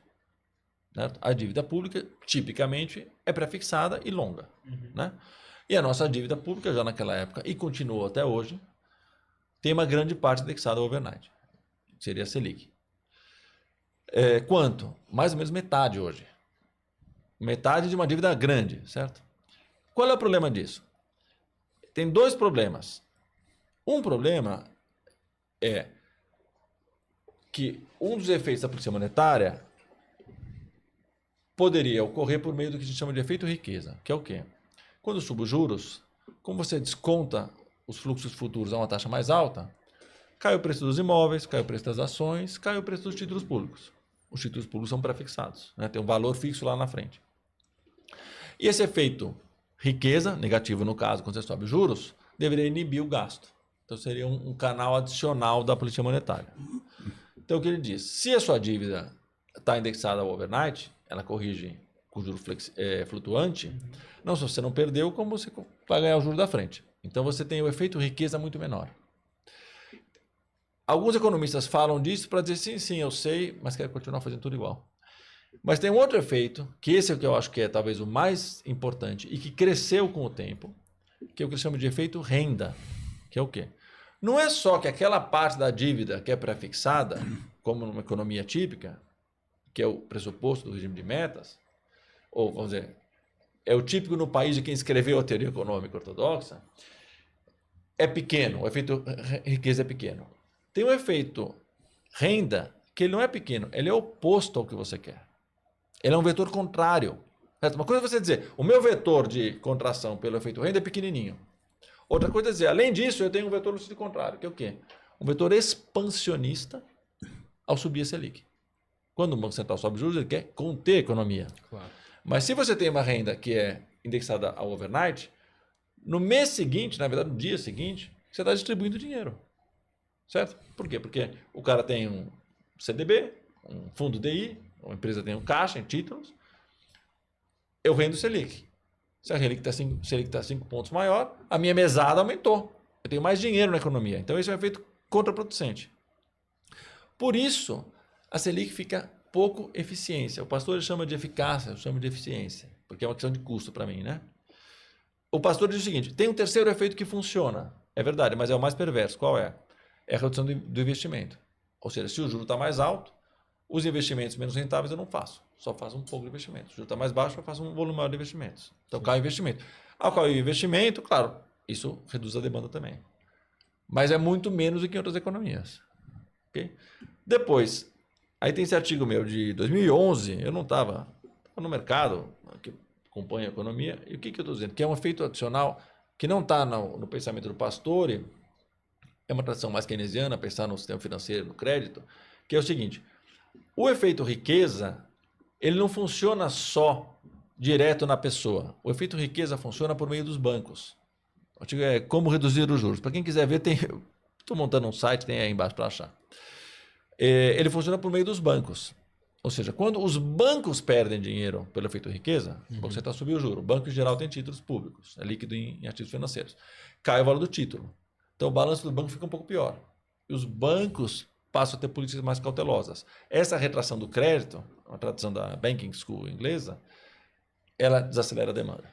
Então, eu estou adicionando ao fato do renda, que é contraproducente, do riqueza pequeno na pessoa física e jurídica, o riqueza pequeno sobre os bancos. Tá? Bem observado. E depois, sim. Nesse caso, os bancos ainda apertam mais o juro direto ao consumidor, né? Então, mas isso é o que você desejaria, né? Porque aqui você está querendo segurar a economia. O problema que eu estou apontando agora é o seguinte, quando o Banco Central do Brasil quer segurar a economia, ele, com a mesma taxa de juros, segura muito menos do que outros bancos centrais. É disso que eu estou falando. Então, eu quero segurar, eu estou falando do custo de segurar. Tá? Não é o debate do trade-off típico. Temos que crescer, olha o emprego, ou temos que cuidar da inflação. Não. É a eficiência ou eficácia do Banco Central. Para pôr a mesma pressão contracionista. Okay? Aqui a gente gasta muito mais. E resulta muito menos. Pelo efeito riqueza direto nas empresas e pessoas, que o pastor diz. Pelo efeito renda, que é o contrário do que você gostaria, expande quando você queria contrair. Tá. E eu estou adicionando o efeito riqueza via bancos, via crédito. Tá? E por fim, você tem um terceiro artigo aqui, do Oreiro, Luiz Fernando de Paula, Guilherme Jonas Costa da Silva e Rafael Quevedo Amaral, de 2012, em que eles adicionam... É que você está longe do microfone. Tá. Um terceiro artigo, em que esses 4 economistas adicionam o fato de que, no Brasil, como a gente ainda tem um impacto grande do câmbio, e o câmbio oscila muito, o Banco Central está com excessiva frequência lidando com inflações de custo. Porque uma alta do câmbio é como uma alta de energia, é uma alta de commodities, uma commodity composta, né? São todos os tradables. Sim. Então você está sempre lidando com inflações de custo e, portanto, você está sempre deprimindo a demanda se você tiver uma meta de inflação muito apertada. Ô Demian, só uma observação. Você estruturalmente diferencia da análise do Pércio Arida, né? O que o Pércio falou ultimamente? Eu não ultimamente. Eu se pegar nos últimos 30 anos do Plano Real para cá, você leu os artigos dele? Eu não acompanhei muito o que ele publicou. Não. Mas, assim, na minha linha de procurar convencer mais do que marcar posição e disputas, o Pércio Arida fez algo do que eu estou falando. Na presidência do Banco Central. Ele colocou compulsório sobre ativos para segurar a economia. Na atuação dele como policymaker, sim. Eu estou falando na discussão teórica. É que você não leu os artigos dele sobre o que ele está dizendo? Taxa natural de juros aqui no Brasil. Você não leu. Não. Valeria a pena você depois ver. Pode ser. Depois eu posso comentar um pouquinho sobre taxa natural. Mas, enfim. Então, o que estão dizendo? Outra razão. A dívida pública em Selic enfraquece o efeito riqueza, concordando, e esses autores também chamam a atenção para o fato de concentrar renda. Aí é outro fator negativo. Mas eu nem estou falando dos efeitos negativos que o juro alto tem. Estou falando só o seguinte, a Selic é um carro que consome, que faz 3 km por litro. 2,5. Todos os carros fazem 8, 10, entendeu? Eles chegam onde você quer, mas você gasta uma fortuna. E ainda queima óleo. Ainda você tem que trocar óleo mais rápido. Queima freio. Freio. Nesse artigo do Valor, que eu publiquei em 2011, a analogia que eu uso para explicar é que é o seguinte, a nossa Selic é como se fosse um freio, mas que é um freio fraco e que ainda está enganchado no acelerador. Você freia, mas você ao frear, você acelera junto. Acaba freando, mas gasta gasolina, freia demais. Que é isso? O acelerador enganchado, o que é? O efeito renda. O freio fraco, o que é? O pouco efeito riqueza sobre pessoas e sobre o sistema. A metáfora é boa. Entendeu? É um freio com um acelerador enganchado. É uma caravan. É pior, enganchou mesmo, é um problema mecânico mesmo, não é só um carro de um motor fraco, né? E bom, então, vamos lá, o que eu estou dizendo? A nossa política monetária é pouco eficiente. O que eu quero dizer com pouco eficiente? Muitos juros para pouca contração. Não é o argumento de dizer, essa inflação foi de custos, não tem que subir juros. Não é isso que eu estou falando. Eu estou falando, quer combater uma inflação de custos para não ter efeitos secundários? No mundo, você põe juro real em 4% é contracionista. Aqui, o Banco Central pôs, olha só, o Banco Central pôs o juro real no ano passado em 8%. 8% de juro real. O que aconteceu com a economia esse ano? Vai crescer mais que o ano passado. Tem dúvida que não funciona? Veja, não é que não funciona no sentido de dizer não se deve combater a inflação. O que eu estou dizendo é o que não funciona. Só a Selic não funciona. E não tem mistério. Não é cultural, não é estrutural, não é histórico. Tá explicado aí. São os mecanismos próprios da nossa configuração de dívida, pô. Não tem dúvida. Eu estou injetando dinheiro. Tem dúvida que eu estou injetando dinheiro na economia? Não tem. Está injetando. Certo. Eu injeto dinheiro para um lado, freio pelo outro. Na média, o vetor fica pequenininho, né? Um para cada lado. Só que o custo fiscal fica enorme. Você me convenceu. Entendeu? Bom, aqui é o seguinte, o Banco Central de novo. O que diz o Banco Central sobre a nossa eficiência da taxa de juros? Isso aqui é um gráfico de impulso-resposta. Ou seja, para um impulso de juros, seria aqui no caso 100, né? Você tem 25 de queda da inflação. Ou seja, para reduzir a inflação em 1%, eu tenho que subir os juros 4%. Só que a nossa média já é alta. A gente já sai de juro real de 2, de 3, de 4. Se eu subir mais 4... Meu Deus. Para reduzir 1% da inflação. Isso aqui é do Banco Central, não sei o que estou dizendo. Março de 23. Então, isso aqui está escrito a ineficiência, entendeu? Padrão mundial, sem regra regra de pôr na perna, regra de bolso, é mais ou menos meio. Entendeu? Se eu subir o juro real 2, eu consigo, ao longo do tempo, reduzir a inflação em 1. Aqui eu juro em 4. O lado bom nisso é que se nós fizermos uma revisão da taxa de juros, a gente pode abaixar mais os juros. Então, o primeiro lado por assim dizer, bom se reduzir os juros por outro lado, não é tão expansionista, ok? Uhum. Tá. Mas é alguma coisa. Então, aonde eu vou chegar? Eu vou chegar que a gente não pode ficar usando só os juros. Tá. Entendeu? Então, aqui antes, problemas. Problema do instrumento. Cria um efeito renda, certo? Assim, tem keynesianos, monetaristas, todo mundo. Onde você quiser, para você não trazer o seu preconceito político para fugir do assunto. Onde você quiser tem referência. A gente tem efeito renda. Enfraquece o efeito riqueza. Enfraquece o canal de crédito. Isso sou mais eu que estou dizendo. Cria uma trajetória inconsistente da dívida. Porque o juro real de 6% não existe no mundo, como média. Você pode, numa crise ou outra, fazer. Cria um vetor, e esse que eu acho que está acontecendo agora, com relação ao câmbio, que é o contrário do que você esperaria. O que você esperaria, normalmente, quando você sobe juros por arbitragem, né, ou carry trade, o que seja, é que o câmbio aprecia. Sim. Certo? Nós vimos o câmbio depreciar recentemente, Sim. junto com uma política de juros altos. No jornal, e economistas que vão ali, eu acho que analisando a coisa de maneira mais simplificada, talvez, é porque o plano do primário não foi o que se esperava. Só que nós estamos discutindo no primário 0,5% do PIB. Entendeu? E a nossa anomalia de juros custa 3, 4% do PIB. Então, a minha leitura é que, assim, não é que o que criou a trajetória inconsistente de dívida foi porque o cumprimento do arcabouço fiscal ficou 0,5% para lá ou 0,5% para cá. É porque quando você faz a conta de juros, você não pode ficar com o primário de zero. No mundo você pode, mas aqui o primário que você precisaria é enorme.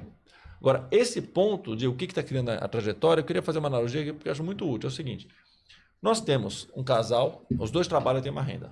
Ok? Só que o marido é viciado em jogo. E ele perde 70% da renda sempre Nas bets. que sai de casa e fica com 30% da renda. Então ele contribui com 30% só da renda.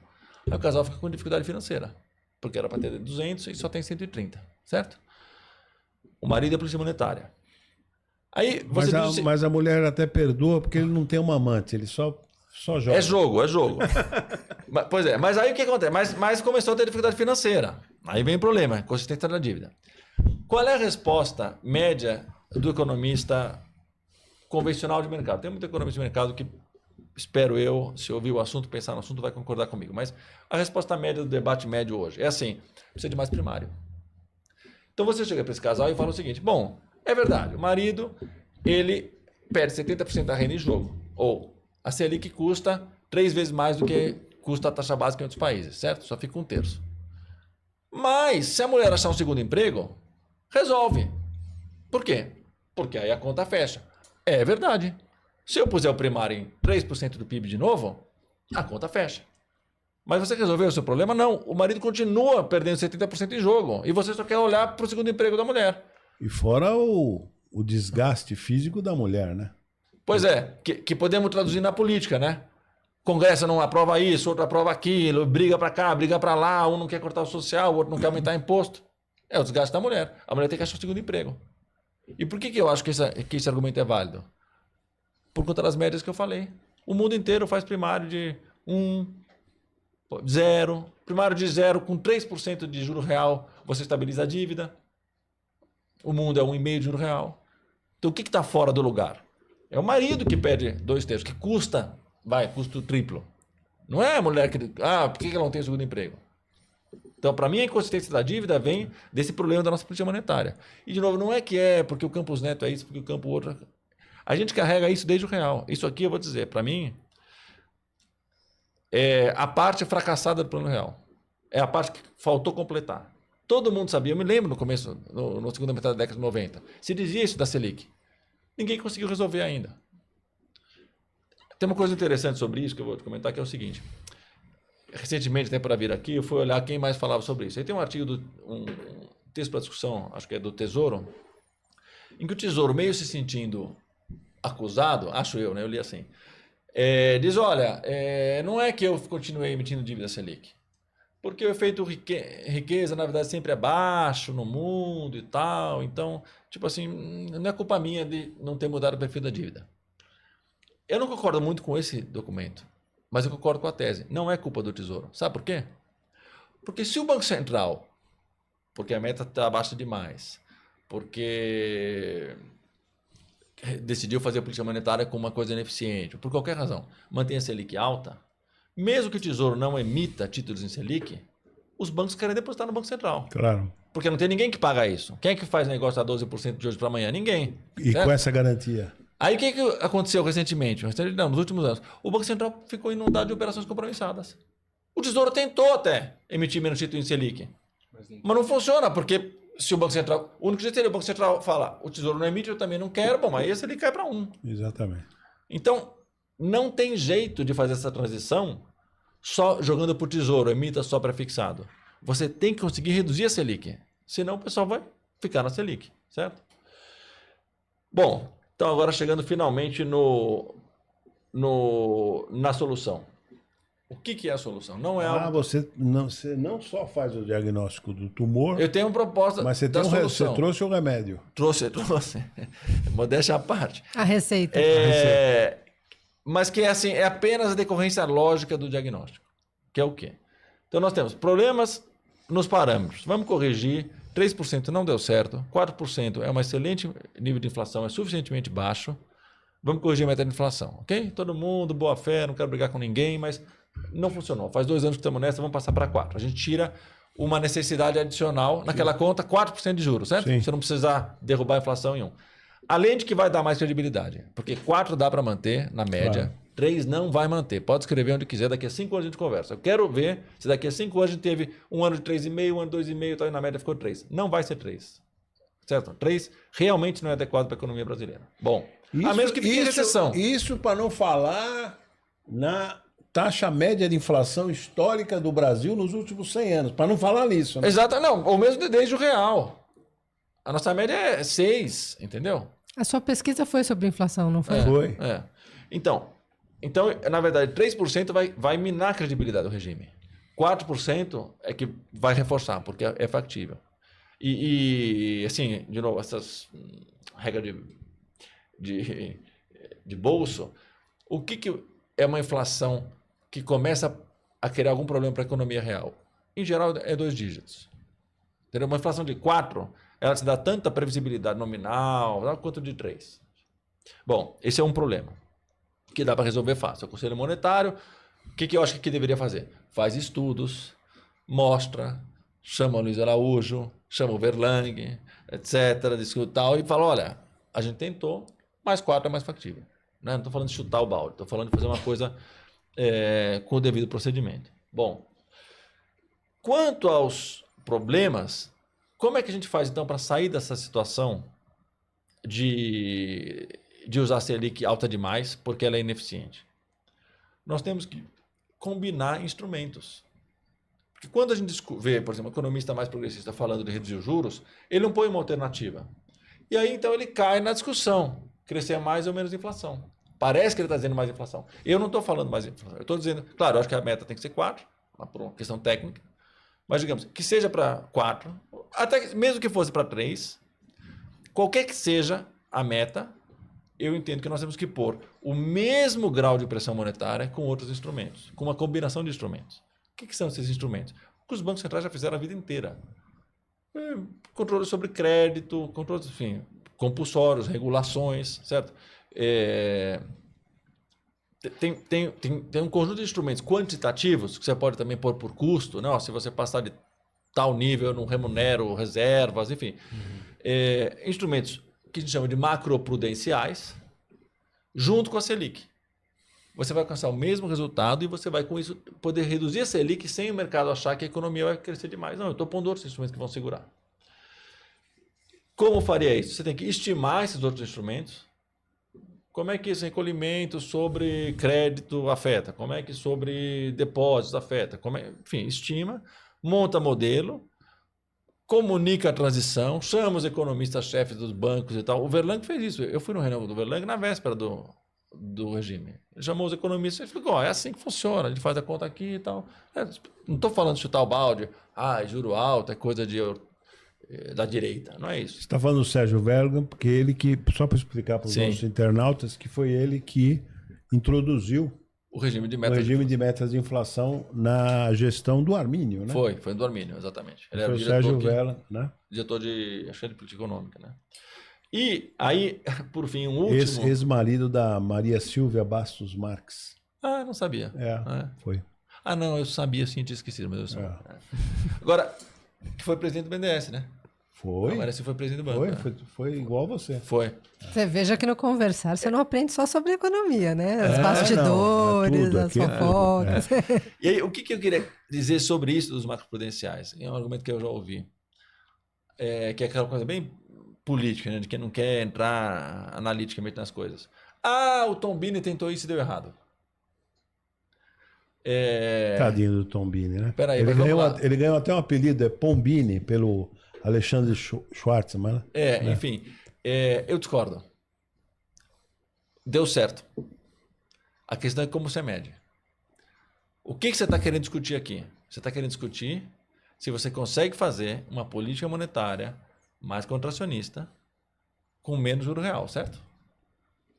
Eu estou dizendo aqui que a Selic é pouco contracionista e por isso ela tem que subir muito para conseguir um pequeno resultado, certo? Certo. Bom, quando que o Tombini adotou os macroprudenciais? Em 2011 e 12. Como é que estava a economia em 2010? Bombando. 7,5% de crescimento. Otimismo, construção civil e tal. Tinha que desacelerar, certo? Tinha que desacelerar. O Tombini combinou macroprudenciais, controles quantitativos, que tem uma longa tradição, inclusive para quem está muito preocupado com política, pode buscar tradição no monetarismo, certo? O monetarismo é basicamente controles quantitativos, com Selic. Em 2012, o PIB cresceu 4%, em 2013, o PIB cresceu 2%, não foi isso? 2%. De 7,5%. Como que não deu certo? E outra, deixa eu voltar aqui. Você sabe que uma ocasião eu tenho um filho que mora em Washington, né? Sim. E eu fui visitar meu filho, e aí aproveitei e fui visitar o Alexandre Tombini no FMI. Ele fez exatamente esse teu relato agora. Que está correto. E olha aqui, ó, pus aquela primeira planilha que tem o nível de juro real. Com juro real de 3,1 em 2011 e juro real de 2,4 em 2012. E conseguiu desacelerar a economia. Vamos pegar o contrário agora? O Roberto Campos, o Alexandre Schwartz deve gostar. Subiu o juro real para 8%, a economia vai crescer 4%. Vai crescer mais do que no ano passado. Quem é que fracassou aqui? Entendeu? Entendi. Aí o que vem? Vem aquela coisa da política meio superficial. Ah, mas em 2015 teve uma crise. Sim, mas tem algum modelo que diz que política monetária leva 4 anos de lag? Não tem nada a ver uma coisa com a outra. Certo? Podemos discutir a crise de 2015. Política, lava-jato, fiscal junto, juro alto, choque de custos. Eu acho que a Dilma segurou a energia e teve que devolver em 15. Ok. Mas tudo isso é conjuntural. Não tem nada a ver com os macroprudenciais. Entendeu? No caso do Roberto Campos, o problema é que a camiseta dele, o cara é do Flamengo e a camiseta dele é do Botafogo, entendeu? Aí não importa se ele tá batendo uma boa bola ou não, né? Mas olha, excelente, excelente. Você precisa voltar. Será um prazer. Você precisa voltar. Agradeço o profissionalismo, né? Uma apresentação Impressionante. de primeiro mundo, né? Uma verdadeira aula. E o que me gratifica é que eu tive até que comprar mais um horário aqui no estúdio, né? Eu sou pão duro, tive que desembolsar mais um. Mas valeu a pena. Valeu a pena porque isso vai ficar eternizado, né? Essa aula, a tese Fioca. Isso aqui vai ficar consagrado no HPE como uma tese Fioca. Agora, eu queria te perguntar, você vai fazer uma apresentação no encontro nosso lá da GV, né? Vou. Que dia que é? Amanhã? É sábado, a minha apresentação é sábado. Começa sábado. Amanhã e... É exatamente essa? Não, esse é outro artigo. Esse é outro artigo. Que, aliás, eu ainda estou escrevendo. Se alguém gostar da ideia, só peço que me cite, tá? Ah, tá bom. Cita aqui, cita o artigo do valor de 2011. Nós vamos esse fazer, é outro artigo. Nós vamos fazer alguma coisa. Só que vou fazer uma vulgarização, tá? Mas eu vou chamar a tese Fioca, abrindo assim. Eu te agradeço.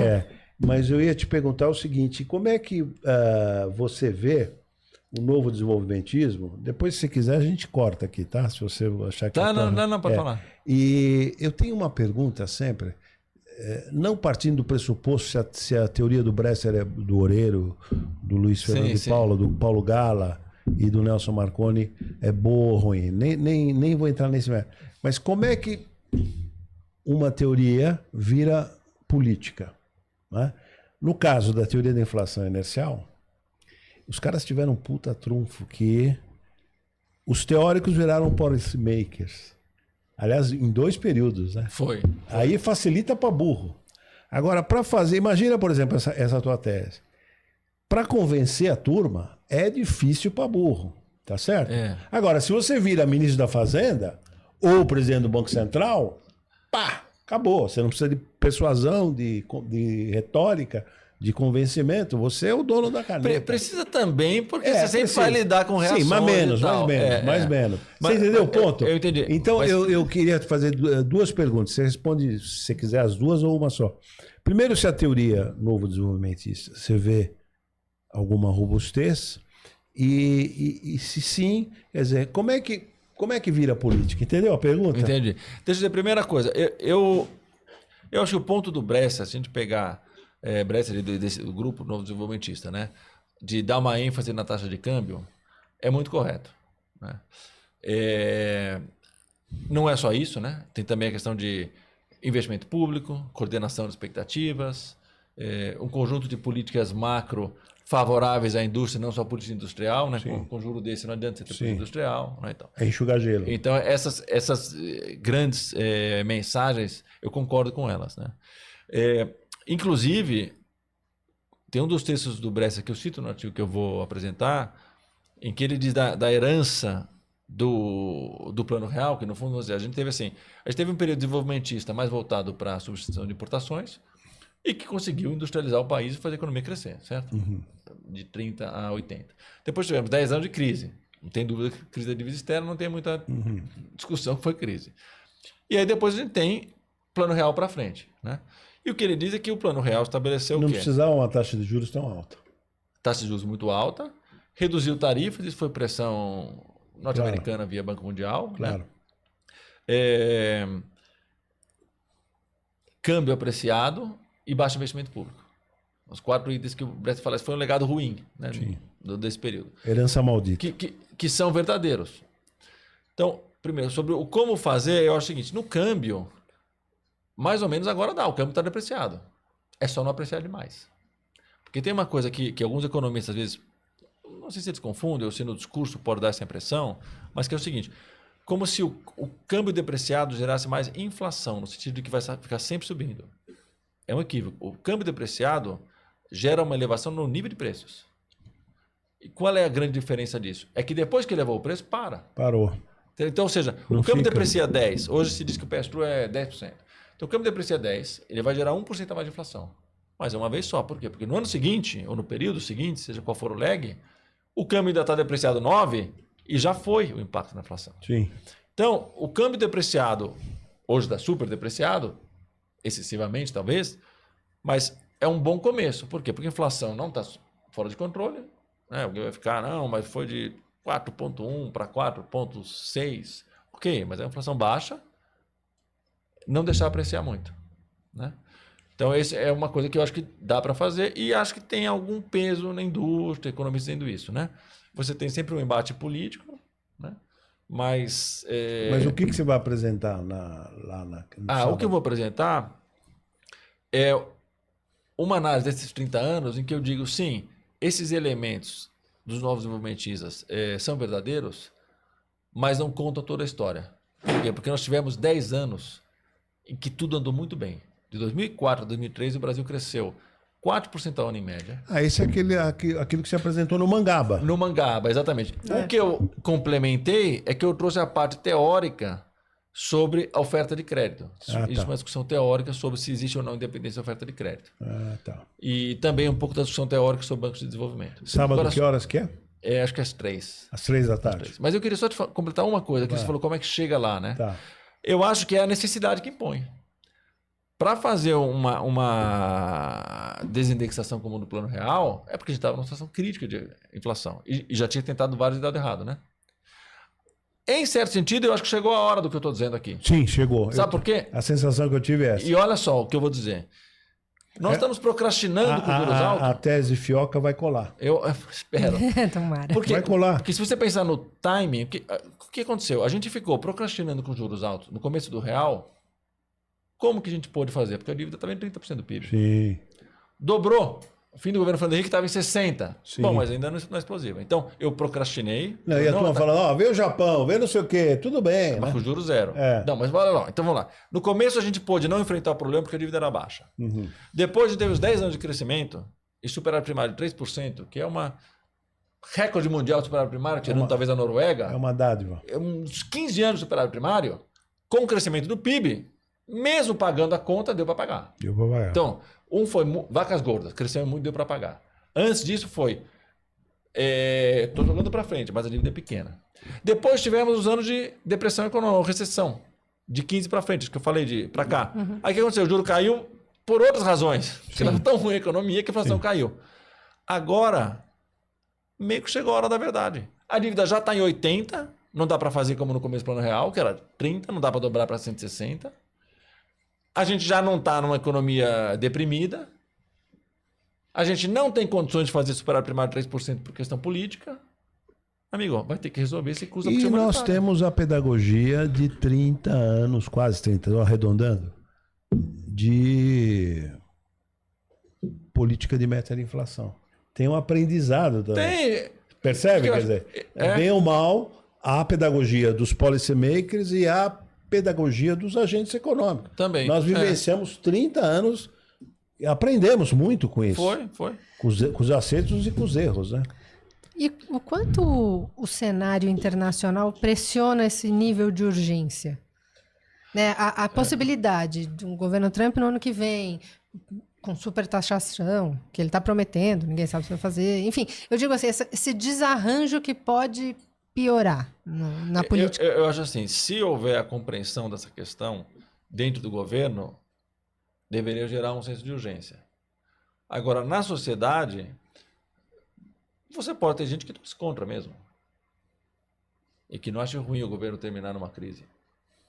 Só para não se reeleger. Ou então vai dizer, não, porque você não fez o que eu queria. Você tinha que ter cortado o gasto aqui, não cortou o suficiente, olha aí a crise, eu estava certo. E eu não vou fingir que não existe esse problema da política monetária, entendeu? Então, eu não sei, eu acho que é mais uma coisa de convencimento do governo de que é importante. Demian, deixa eu te fazer uma pergunta aqui, não resisto. Você é de outra geração. Aliás, vou sempre citar que você, só para aproveitar esse teu brilhantismo todo, eu vou sempre citar que você foi meu aluno num período, num curso. Tá? Isso eu vou sempre citar. Como o Gabriel Galípolo foi meu aluno lá atrás, né? Mas eu queria te dizer o seguinte, te perguntar o seguinte. Você está com 55, né? 56. 55, 56. Nos próximos 15 anos, estou te perguntando, o que você almeja? Eu estou falando isso que eu tenho 70, a idade que morreu o rei Davi, né? Mas você vai viver igual o Brescia, mais dos 90. O que você pensa para você? É uma boa pergunta. Vou dizer o seguinte. Eu tive uma carreira... Além de ser ministro da Fazenda no próximo governo. Não sei. Mas assim, falando francamente, vamos dizer, eu dei sorte na minha carreira, certo? Fiz muita coisa, setor privado, etc. Você é um menino sortudo, sem dúvida. É isso, né? Então, Você deu certo. vamos dizer. Então, assim, quando eu, na pandemia, comecei a ler sobre economia. Estava mais em casa e tal, não sei o quê. Falei, vai lá na biblioteca, né? Falei isso. Eu vi, olha, ser autodidata não funciona. É muito difícil ser autodidata, né? E aí que eu decidi, não, vou fazer o doutorado. Aí a gestora já tinha achado que não ia soltar outro fundo. Porque sabe, vou parar e fazer o doutorado. Então, Acredite se quiser, por enquanto eu decidi. uma das metas, você quer terminar o doutorado. Sim, falta 2 anos eu vou terminar. Teu orientador é o Brescia? Não, é o Gilberto Tadeu Lima, da USP. Eu tô fazendo na USP, não tô fazendo na GV. Você está fazendo... Aquela disciplina que você fez com a gente foi como... Foi de aluno especial. aluno especial. É. O Gilberto Tadeu Lima é meu irmão. Né? Ele é ótimo. Conversa com ele sobre... Vou falar. Ele é meu irmão. Ele é que meu ótimo, irmão. que ótimo. Irmão mais novo, né? Mas e aí? Então, e realmente não sei depois, francamente. Mas o que eu posso te Fui dizer? visitá-lo 2 vezes na Notre Dame, que ele fez doutorado sim, lá. foi. Fui sair daqui para É mesmo? visitá-lo. Nossa, É? são bem próximos mesmo. É. Mas então terminar o doutorado. Mas vou te dizer, quando eu decidi, falei, ó, tô com uma idade boa, tô com a vida em ordem, fiz muita coisa, vou fazer o que eu quero fazer, que é voltar a pensar, vamos dizer assim, né? Uhum. Pensei só isso, quase como se fosse uma coisa, vamos dizer, uma ilustração, cultivo de qualidades pessoais, vamos dizer assim, né? Eu quero estudar. Mas vou dizer que eu estou gostando mais do que eu achava que eu ia gostar. Mas você tem que urgentemente, até esse menino aqui arruma porque ele é amigo dos donos da Contracorrente, você precisa urgentemente transformar isso tudo em livro. Eu acho que esse aqui vai ser um artigo de início. Não, artigo, mas digo, você já tem coisa acumulada, junta tudo, pode ser, uma coletânea de artigos e publica já. Entendeu? Pode ser. Eu estou montando um site, porque tem coisa minha da Folha. Eu tinha coluna na Folha, quando era editorialista, na época do Plano Real. Tá montando ou já tá? Está no ar, em construção, não pus todas as coisas, está mexendo. Então a turma acessa já. Sim, demianfioca.com, acha lá alguma coisa. Acha lá, então é bom, né, ficar registrado. Só uma curiosidade para fechar.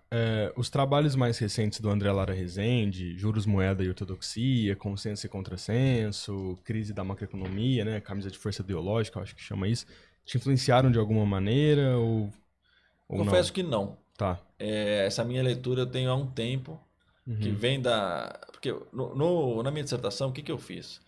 Eu fiquei estudando política monetária. Não só os textos do Keynes e o debate em torno do Keynes, treaties e tal, nem tinha tradução na época, mas eu fiquei estudando a política monetária nos bancos centrais. Eu acho que eu li os 5 anos de todos os documentos do Bank of England, todos do Fed e todos do Banco Central do Brasil. O que diz o documento, como faz a política monetária, o que diz a ata de reunião, o que diz o relatório e tal, para entender política monetária. Não, dá para sentir aqui na tua reflexão que tem muito tempo de horas bunda estudando. Né? Pois é, então assim, essa minha visão quase que vem naturalmente, entendeu? Por exemplo, esse texto do Pastore, quando eu escrevi o artigo de 2011, que publiquei no Valor, eu não lembrava o texto do Pastore. Aí quando recentemente eu comentei, eu falei, o Pastore tem, eu fui atrás do texto do Pastore.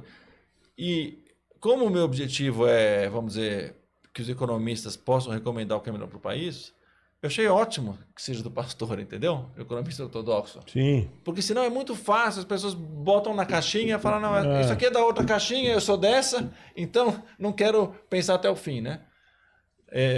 Mas por que eu contei isso? Porque